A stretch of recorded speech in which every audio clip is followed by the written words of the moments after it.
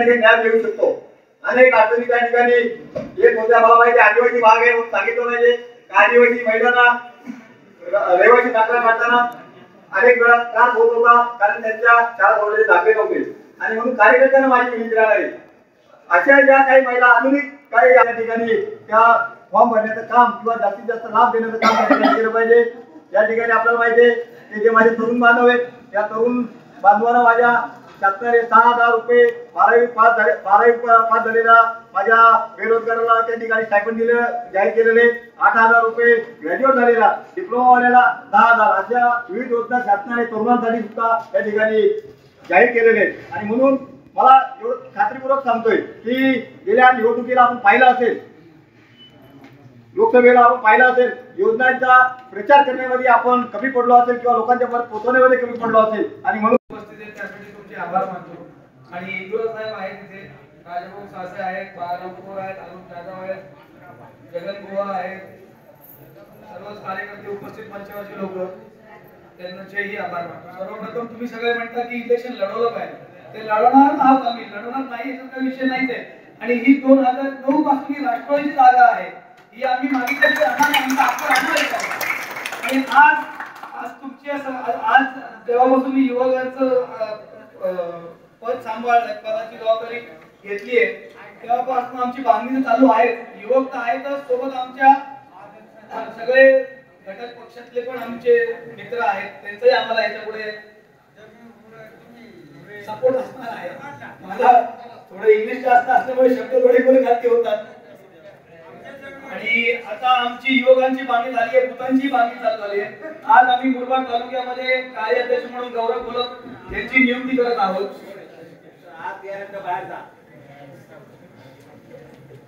मुरबाड मधून आम्हाला बऱ्याचपैकी सहभाग भेटलेला आहे। गौरव गोलक यांची आज आम्ही कार्याध्यक्ष म्हणून इथे नियुक्ती करत आहोत। आज हर्षद शेळके यांच्या खाली साहेबांच्या हस्ते आम्ही नियुक्ती करतोय आता। आणि प्रवेशही त्यांच्या सगळ्या अनेक कार्यकर्ते यांचे प्रवेश होत आहे। ही आमची सुरुवात ते जाणून घेऊ। आता येताना तुम्ही सगळ्यांनी पाहिलं, रस्ते एवढा मोठा विकास झाला रस्त्यांचा, ते तुम्ही सगळ्यांनी पाहिलं आहे। तर ते रस्ते आता तुम्ही बघा विकास कुठे आणि कुठपर्यंत पोहोचलेला आहे तो। त्यामुळे आता आम्ही हे सगळं तुम्हाला सांगतोय, ठीक आहे, जे काय महायुती असेल, जे काय आदेश असेल ते आम्ही पाळू, पण आमचा हक्क राहणार या मुरबाड विधानसभाच्या सीटवर। राष्ट्रवादी काँग्रेस तो हक्क सोडणार नाही। आणि जे कोणी आता असतील उमेदवार भावी किंवा येणारे भावी आमदार आजकाल चालू आहे लोकांचं, ते बघू आपण कोण भावी राहत आणि कोण काय ते हो टाइम सांगेल सगळ्यांना। आणि एवढं शब्द येतो की इंदुरा साहेबांसाठी आम्ही राष्ट्रवादी युवक काँग्रेस हा पूर्ण मुरबाड मतदारसंघ पिंजून काढणार, हा तुम्हाला शब्द येतो। माझे दोन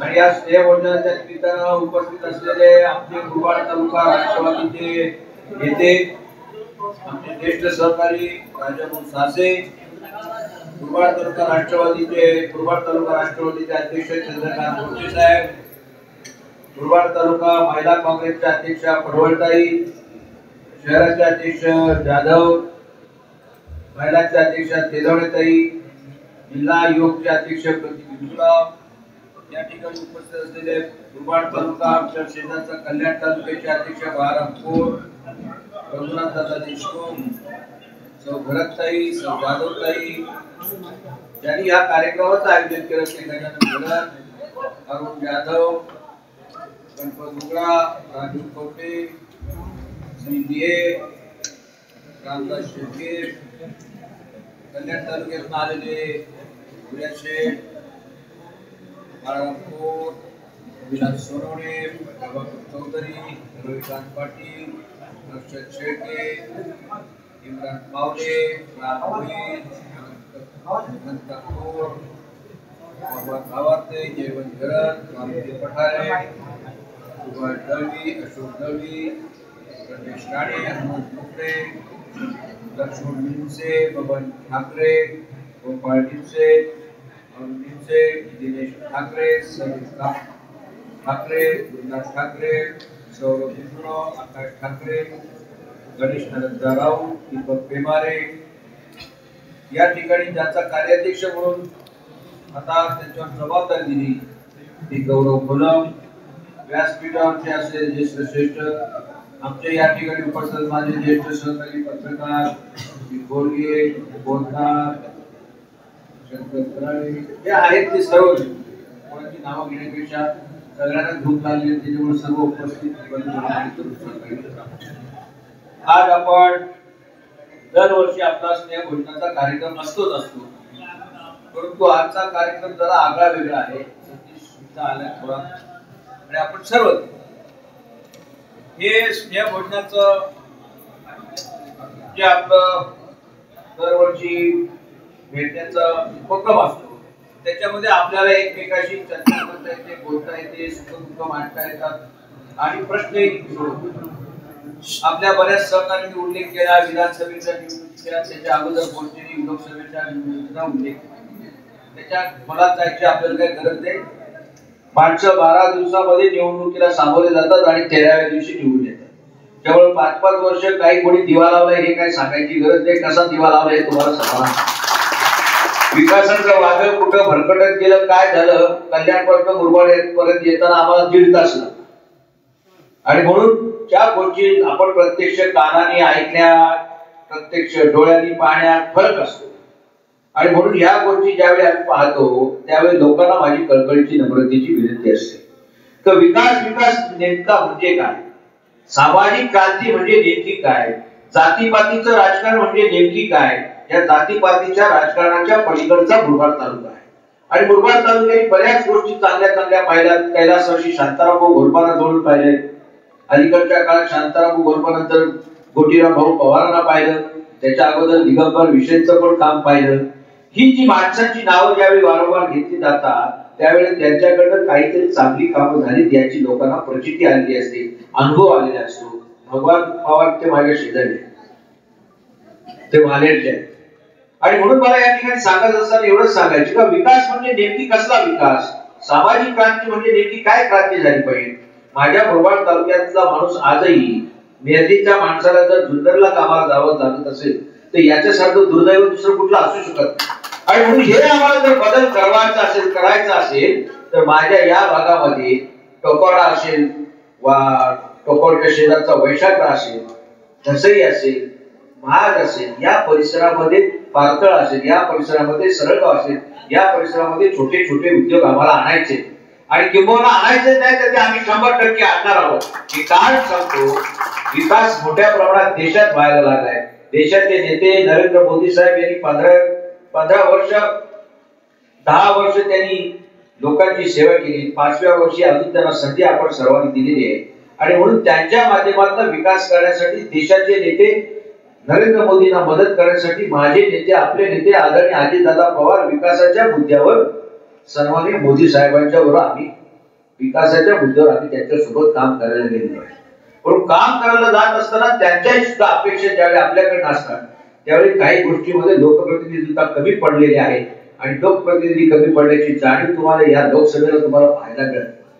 ज्यांना भरभरून दिलं पक्षाने त्यांना सुद्धा पक्षाला काही देता आलं ही अवस्था महाराष्ट्रामध्ये तुम्हाला आम्हाला पाहायला मिळते. आणि म्हणून या पुढच्या काळात जर राजकारण कुठल्या जातीचं होणार नाही, पातीचं होणार नाही.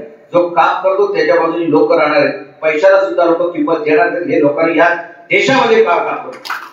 आणि म्हणून या पुढचा काळ आपल्याला कठीण असला तरी तो आपल्याला सावरायचा आहे. माझे आदिवासी बांधव आहेत, त्यांना या ठिकाणी विकासाची दिशा आम्हाला जर द्यायची असेल तर त्यांच्यासाठी छोटे छोटे उद्योग आम्हाला करायचे. छोटे उद्योग करत असताना माझी मुख्यमंत्र्यांची लाडकी बहीण तिच्यासाठी आम्हाला योजना आणायचे. महिला इथं आहेत, त्यांना माझी विनंती राहणार आहे पुढच्या आठवड्यामध्ये किंवा 15 दिवसामध्ये आपल्याला महिला बचत गटाचा एक मेळावा आपल्याला करायचा आहे. त्या मेळाव्याच्या माध्यमातून अधिकारी लोकांना बोलवायचे आणि केंद्र सरकार आणि राज्य सरकारच्या योजना आपल्याला आणायच्या. आणि त्या आणत असताना महिलांच्या हाताला सुद्धा आम्हाला रोजगार द्यायचा. वर्षापासून निसर्गाच्या सानिध्याने येण्याचं काम, बार्शी घाटामध्ये येण्याचं काम 25 वर्षांपासून आम्ही दरवर्षी. त्याच्यामुळे स्नेहभोजनाच्या माध्यमातून आपुलकी आस्था जिव्हाळता आहे. आणि ज्या ज्या ठिकाणी अडली कामं आहेत ती सोडवण्यासाठी संबंधित अधिकारी वर्ग असतील, लोकप्रतिनिधी असतील, राज्य सरकार असेल, केंद्र सरकार असेल, त्यांच्याकडे आम्हाला या सर्व गोष्टीचा पाठपुरावा करता येऊ शकतो. त्या अनुषंगाने ही आम्ही बैठक आयोजित केलेली. मला काय म्हणायचं, येणाऱ्या काळामध्ये आपल्या पक्षाची काय तयारी आहे? 288 मतदारसंघामध्ये राज्याच्या राष्ट्रवादी काँग्रेस पक्ष तयारी करण्याच्या परिस्थितीमध्ये आहे, किंबहुना तयारी त्यांनी केलेली आहे. राष्ट्रवादी काँग्रेस पक्षाच्या माध्यमातून मागच्या वेळेला मी निवडणूक या ठिकाणी लढलो होतो, याची तुम्हाला सर्वांना माहीत आहे. आणि त्यावेळेला भारतीय जनता पक्ष शिवसेना एकत्र होते. आता शिवसेनेमध्ये दुफळी झाली, अन्य पक्षामध्ये दुफळी झालेली आहे. मनसेसुद्धा स्वबळावरचा नारा करतो, नेतृत्व आमचा निर्णय घेतील ते घेतील. परंतु मुरबाड तालुका हा राष्ट्रवादीमय या पुढच्या काळामध्ये आम्हाला करायचा आहे. जिल्हा परिषदच्या निवडणुका आम्ही स्वबळावर लढणार आहोत, पंचायत समितीच्या निवडणुका स्वबळावर लढणार आहोत, मार्केट कमिटीच्या निवडणुका स्वबळावर लढणार आहोत, खरेदी विक्री संघाच्या निवडणुका ठाणे जिल्ह्यामध्ये स्वबळावर आम्ही लढणार आहोत. आणि याची सुरुवात मुरबाड तालुक्यापासून होईल. आणि या मुरबाड तालुक्याचा आजचा जो रिस्पॉन्स तुम्ही पाहिला, त्याच्यावरनं लोक अजितदादा पवार साहेबांच्या विकासाच्या दिशेकडे वाटचाल करताना दिसत आहेत. आणि देशाचे नेते सन्माननीय पंतप्रधान नरेंद्र मोदी साहेब यांच्यासोबत अजून मजबूतीने राहण्यासाठी मुरबाड तालुका कटिबद्ध आहे. आणि या तालुक्याला त्याचा शानमान वाढवण्याच्या अनुषंगाने, त्याचबरोबर बारामतीला जसा विकास झाला तसा मुरबाड तालुक्याचा विकास करण्यासाठी आम्ही सर्वजण कटिबद्ध राहू. आणि त्याचबरोबर लोकांची सुद्धा तशा प्रकारची साथ आम्हाला मिळते. तरुण आदिवासी बांधव आमच्या सोबत आलेला आहे, मागासवर्गीय समाजाचे लोक आहेत, अल्पसंख्याक समाजाचे लोकसुद्धा आमच्यामध्ये सामील होतात. भारतीय जनता पक्षातले काही कार्यकर्ते या ठिकाणी जरी आले असले तरी मला सगळ्यांना सांगणं आहे कळकळीच्या नम्रतेचं की आपल्याला या पुढच्या काळामध्ये मुरबाडचा विकास जो गेली 15-20 वर्षापासून खंडित आहे, कैलासवासी शांताराम भाऊंनी केलेला विकास, आदरणीय गोपीनाथ भाऊ पवारांनी केलेला विकास आणि त्याच्या अगोदर सन्माननीय दिगंबर विशे साहेबांनी केलेला विकास, या लेवलच्या विकासाला पुढीच तोड देण्यासाठी या पुढच्या काळामध्ये राष्ट्रवादी काँग्रेस पक्ष पुढे राहिले एक पाऊल पुढे राहील अशा प्रकारची खात्री या ठिकाणी मला आहे. संधी मिळाल्या, विधानसभेला संधी मिळाल्यास निवडणूक लढवा. मुरबाड तालुका हा राष्ट्रवादीमय करण्याची भूमिका आमची आहे. संधीचं सोनं प्रत्येकालाच करायची इच्छा जरी असली तरी राज्याचं नेतृत्व आदरणीय अजितदादा पवार साहेबांचं आहे. आणि पवार साहेब अजितदादा पवार साहेबांनी महाराष्ट्र एका वेगळ्या नजरेने पाहतोय. आणि नजरेने पाहत असताना त्यांना मदत महाराष्ट्रामध्ये होत असताना ठाणे जिल्ह्यातला मुरबाड तालुका मागे राहता कामा नये. आणि तो न राहण्याच्या अनुषंगाने आम्हाला पुढे जाण्याच्या अनुषंगाने आज या स्नेहभोजनाचं आम्ही आयोजन केलेलं आहे. दादा, सगळ्यात महत्त्वाचा प्रश्न तुम्ही भाषणामध्ये सांगितलं की मुरबाड MIDC मध्ये 70% कंपन्या बंद आहेत. बरोबर. आणि आम्हाला एक दिवसाचं लाक्षणिक उपोषण आमचं होणार, परंतु आणि राज्य सरकारचं लक्ष आम्ही वेधणार. इथल्या लोकप्रतिनिधींनी काय केलं त्याच्यावर मला बोलायचं नाही, आम्ही काय करणार आहोत त्याच्यावर आम्ही बोलणार.